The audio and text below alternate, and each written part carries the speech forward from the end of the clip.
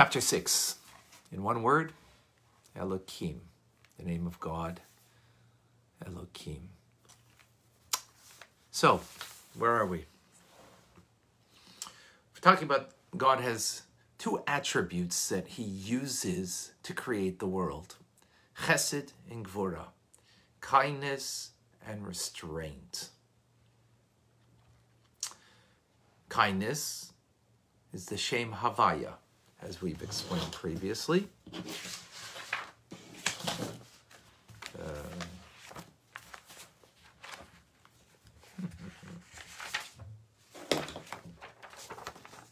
I hope it's not backwards. Sometimes it shows on some Yud and a He and a Vav and a He. That is the constant force of God bringing from nothingness into something to create. God's kindness. Creative power of God to bring existence is kindness, of course.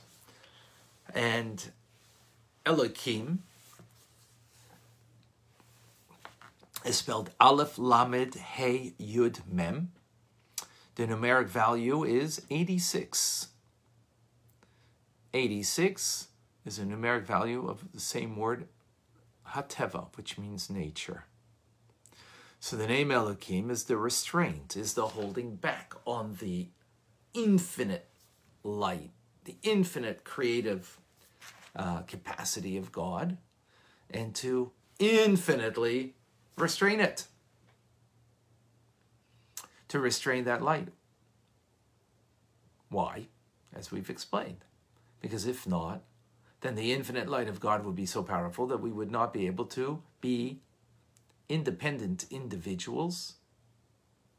As a result, we would be just like a ray of light absorbed in the sun.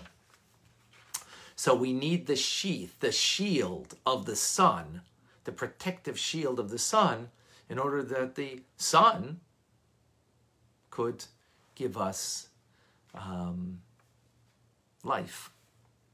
We need the protective shield of Elokim that it should give us existence. What kind of existence does it give us? Well, the numeric value we just said was 86, which is the same as HaTeva, which means the nature. It creates nature.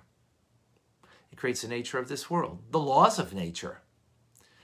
The word Teva, meaning nature, is rooted in the word tuvo, which means entrenched. It means repetitive. Something that's entrenched is repetitive. Something that's repetitive is entrenched. Sunrise, sunset, every day. That's a repetitiveness. It's entrenched, and that's what makes it nature. That it is a consistent, constant thing that occurs. What is it doing? Repeatedly, consistently, concealing the power of the Creator that he's creating, right? And not allowing it to God's power to appear. And therefore, what we have then, seemingly, is this law of nature that seems to be independent of its supernal influence. That's what nature is. That's coming from the name Elokim again. Interesting name Elokim is Yud Mem at the end, which is plural. In other words, it's creating a sense of plurality.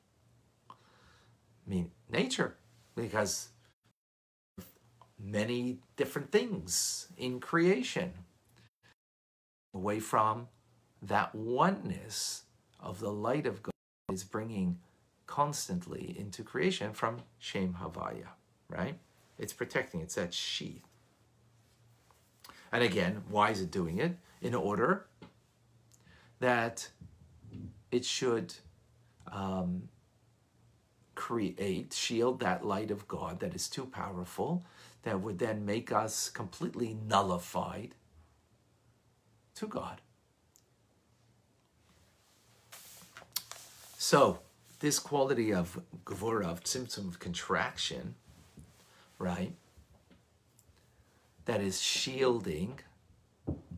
So now, the way it may appear is like two different forces of God. But the Alter Rebbe says no.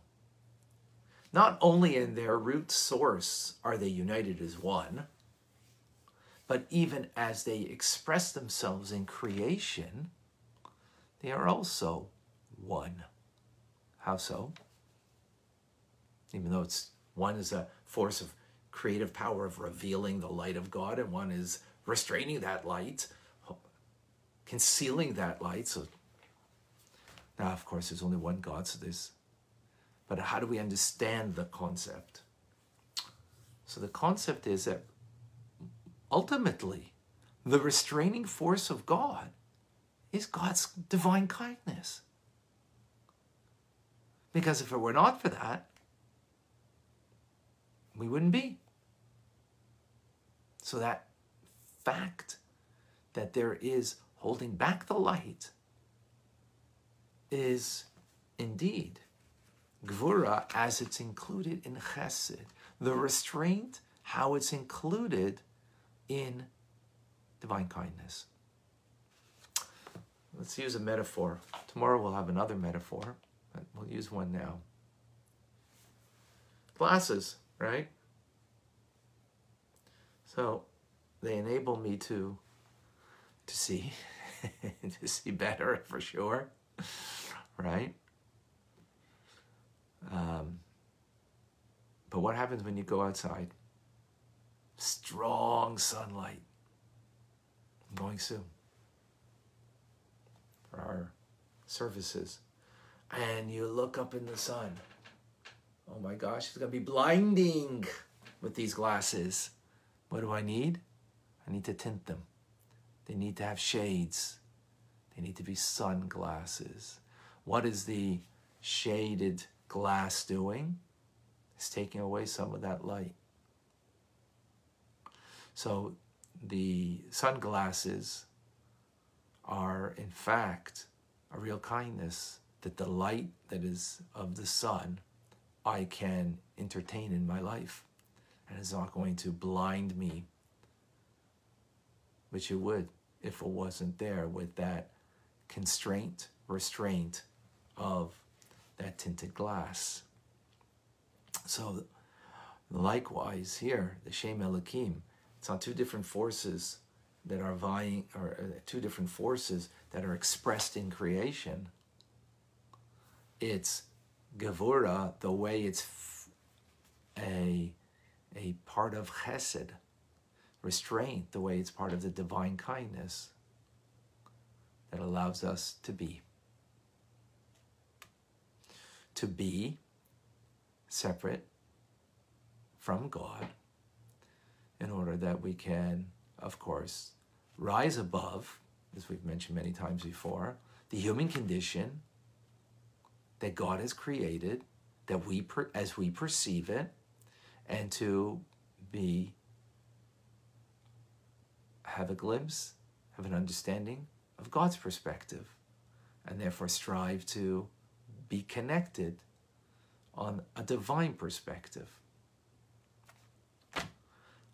That's it, folks. It's actually a very short class that I kind of made it long. More to come on how do we bring those things together that seem to be expressed as different powers, different movements, different expressions, and they're mutually inclusive. I'm Rabbi Ronnie Fine, coming to you from my home in Montreal, Canada. It's a privilege and pleasure to share with you the Tanya, as it's a privilege and pleasure for me to share it. Please, folks, share it with others, because it's a real that we're doing. And it's no restraint involved. It's just pure kindness.